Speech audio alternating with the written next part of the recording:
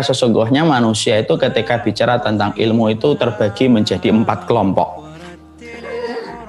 Yang sejatinya 3 kelompok mereka itu akan tertolak di sisi Allah, 1 kelompok yang diterima oleh Allah. Dan ini diterangkan oleh para ulama di dalam kitab Madarijus Salikin oleh Imam Ibnu Qayyim.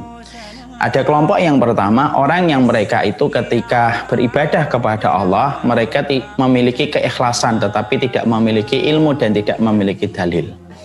Maka orang semacam ini tidak akan sampai kepada apa yang Allah cintai kalau dia hanya bermodal dengan keikhlasan tetapi tidak memiliki landasan ilmu. Ada nggak kelompok yang pertama? Kelompok yang pertama banyak. Selalu bermodal yang penting ikhlas. Allah Maha tahu apa yang Allah Maha tahu apa yang kita kerjakan. Maka kalau kita mendengar ucapan semacam ini, maka penting bagi kita untuk mengerti dan memahami. Betul, Allah itu Maha tahu apa yang kita lakukan, tetapi Allah membuat syariat bahwasanya agama ini bukan berdasarkan perasaan, tapi agama ini berdasarkan kepada syariat yang diturunkan melalui lisan Rasulullah. Allah turunkan Al-Quran, Allah utus kepada kita seorang nabi supaya betul-betul kita mengerti apa saja yang kita harus lakukan, bukan hanya bermodal dengan keikhlasan, tetapi juga harus membutuhkan ilmu. Karena setiap keikhlasan yang tidak dilandasi dengan ilmu tidak akan pernah diterima oleh Allah. Nah, yang penting kan baik, Ustadz, betul. Yang penting baik, tapi baik itu harus butuh yang benar. Dan baik dan benar itu sejatinya tidak terpisahkan. Dan kita harus ingat apa yang dikatakan oleh Abdullah bin Mas'ud, kam min muridil khair la yusibuh. Berapa banyak orang yang niatnya berbuat baik, tetapi dia tidak mendapatkan apa yang dia lakukan walaupun niatnya itu tulus karena Allah. Karena apa yang dilakukan tidak sesuai dengan dalil yang disampaikan oleh Allah. Karena Allah itu ingin disembah dengan dalil. Itulah hikmahnya kenapa Allah utus pada kehidupan kita seorang nabi dan Allah turunkan kepada kita seorang rasul. Dan Allah turunkan kepada kita kitabullah, yaitu adalah Al-Quran. Ya, yang pertama, mereka punya ikhlas. Jadi kalau ikhlas, ikhlas banget. Tapi apa yang mereka lakukan tidak diperintahkan oleh Allah. Apa yang mereka lakukan tidak pernah diperintahkan dan disyariatkan oleh Rasulullah. Maka hati-hati, orang-orang semacam ini adalah orang yang dikategorikan oleh para ulama, mereka bermodal keikhlasan tetapi tidak memiliki ilmu. Dan sesungguhnya Allah pasti menanyakan kepada kita ilmu, supaya setiap orang tidak mereka-reka dan supaya tidak semua orang merekayasa apa yang mereka lakukan, kecuali mereka bertanggung jawab terhadap apa yang mereka lakukan sesuai dengan referensi yang mereka dapatkan.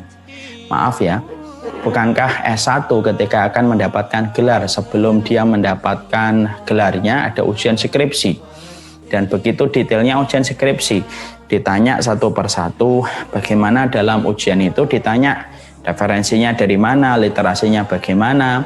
Kalau ada tulisan-tulisan beberapa lembar tidak ada referensinya, ditolak. Kalaulah hanya urusan skripsi ternyata ada referensi yang jelas, supaya skripsi itu diterima dan sah menjadikan seseorang mendapatkan gelar, apalagi persoalan kita di hadapan Allah. Butuh ilmu, butuh dalil. Karena agama ini adalah agama ilmu, bukan agama yang menekankan kepada semangat, bukan agama yang menekankan kepada perasaan, bukan agama yang menetapkan berdasarkan logika. Agama ini menempatkan logika, perasaan, semangat, dipandu dengan ilmu karena komandannya itu ilmu. Komandannya bukan perasaan, komandannya bukan semangat, komandannya bukan prasangka dan logika. Komandan dalam kehidupan orang yang beriman adalah ilmu. Ini kelompok yang pertama. Kelompok yang kedua, ada mereka itu memiliki ilmu tetapi tidak memiliki keikhlasan. Ini juga sama parahnya dengan yang pertama. Mereka punya ilmu, mereka mampu menyebutkan dalilnya, tetapi ternyata mereka tidak memiliki sisi keikhlasan.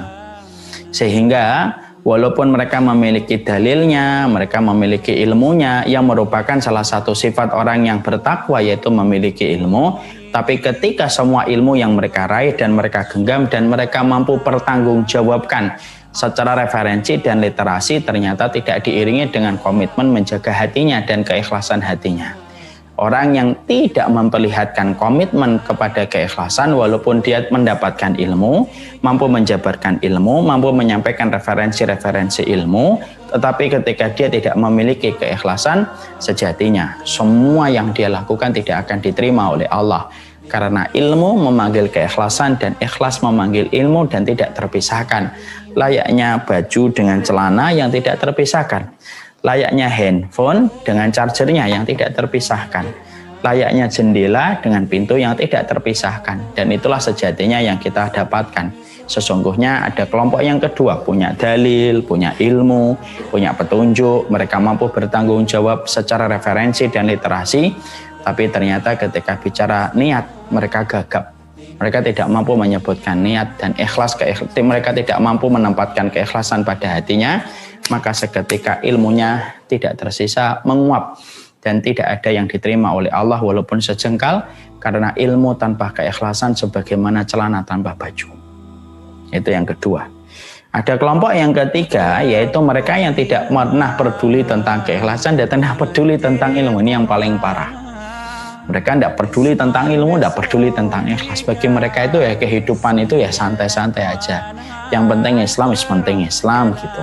Tidak pernah peduli bagaimana menjaga keikhlasan dan tidak pernah peduli bagaimana menjaga komitmen keimanan kita dengan ilmu. Nah, kehidupan itu yang paling penting profesinya, yang paling penting jabatannya, yang paling penting hobinya, yang paling penting apa yang dia lakukan. Dan sama sekali tidak mau dipusingkan dengan masalah ilmu dan tidak mau dipusingkan dengan masalah keikhlasan. Nah, ini yang paling parah. Dan orang-orang semacam ini, walaupun mereka tampaknya tenang di dunia, mereka akan dimintain pertanggungjawaban yang berat. Karena ilmu dan keikhlasan itu merupakan salah satu perangkat yang tidak boleh hilang dalam kehidupan kita menghambakan diri kepada Allah. Maka yang keempat, kelompok yang keempat itu, kelompok yang mereka itu sejatinya adalah kelompok yang Allah cintai kalau bicara ilmu.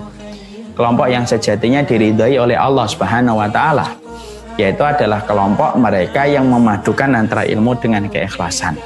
Mereka terus belajar, mereka tidak berkata dan mereka tidak berbuat kecuali dilandasi dengan ilmu.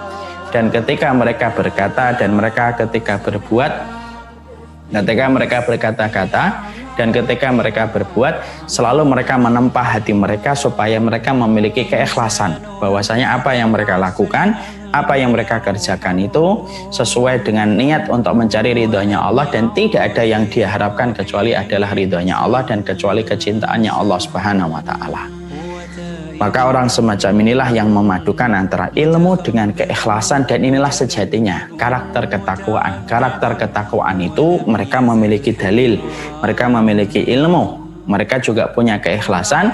Setelah ilmu mendarat pada pemikiran mereka, setelah ilmu mendarat pada hati dan jiwa mereka, maka mereka rubah bagaimana kekuatan ilmu yang sudah mereka peroleh, kekuatan ilmu yang sudah mereka dapatkan, mereka luncurkan dengan amal-amal yang mereka lakukan. Inilah sejatinya orang-orang yang memiliki ketakwaan pada kehidupannya.